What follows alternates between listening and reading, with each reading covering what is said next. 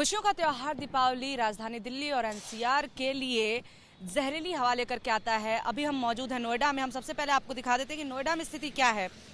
Hazards यानी कि 718 air quality index है, यानी हवा की गुणवत्ता 718 तक पहुंच गई है।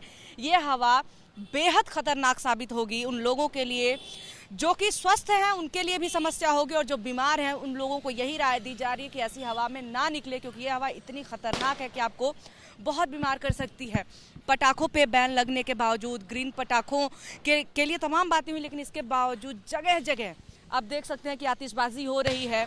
लोग जहां पे पुलिस लगातार दौरे पे है, वहां पे लोग छतों पे चढ़ करके और आतिशबाजी कर रहे हैं ताकि पता ना चले कि आखिर पटाखे फोड़ कौन रहा है। गलियों में आप देख सकते हैं इस वक्त चारों तरफ शोर सुनाई दे रहा होगा आपको।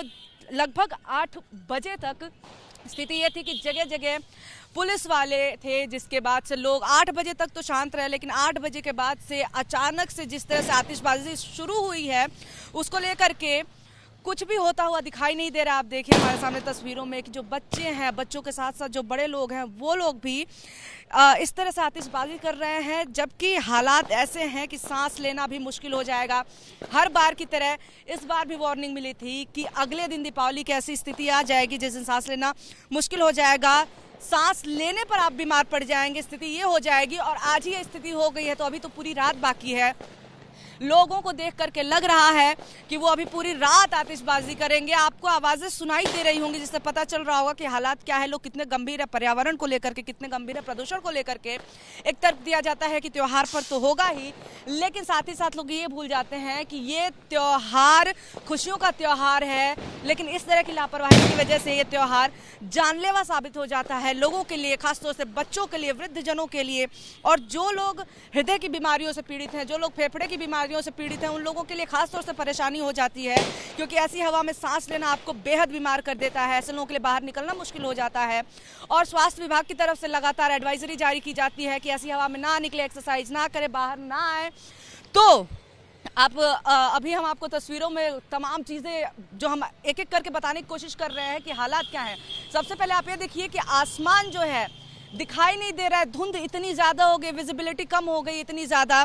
साथ ही साथ हम आपको ये बता दें कि सुबह के वक्त विजिबिलिटी संभावना है कि और ज़्यादा कम हो जाएगी, क्योंकि जिस तरह की स्थिति है हवा की, जिस तरह की गुणवत्ता है, जो क्वालिटी है, वो बेहद ही डराने वाली है। यानी कि 300 के पार जब होता है QI, तब जो मौसम वैज्ञानिक हैं वो चिंता में आ जाते हैं, क्योंकि वेरी पुअर की क्वालिटी में आ जाता है और ऐसी हवा बेहद खतरनाक मानी जाती है। तो सोचिए जब 300 के AQI वाली हवा सांस लेने लायक नहीं होती, तो 700 के पार जा चुकी हवा में सांस लेना कितना खतरनाक साबित होगा। विजिबिलिटी अब कम हो जाएगी, स्मॉग की चादर पूरे राजधानी दिल्ली और NCR में छा जाएगी, लोगों को परेशानियां शुरू हो जाएंगी, आंख में जलन, सांस लेने में दिक्कत, गले में खराश टाइप की चीज़ें भी लोगों को होने लगेंगी। लेकिन इसके बावजूद लोगों ने दीपावली पे लापरवाही पूरी दिखाई है, पर्यावरण का नहीं सोचा, और जिसकी वजह से दीपावली एक खुशियों का त्यौहार होते हुए भी एक जहरीला वातावरण बनाने वाला त्यौहार बन चुका है। कैमरा पर्सन अजय तिवारी के साथ निवेदिता शांडिल्य, ABP न्यूज़ नोएडा।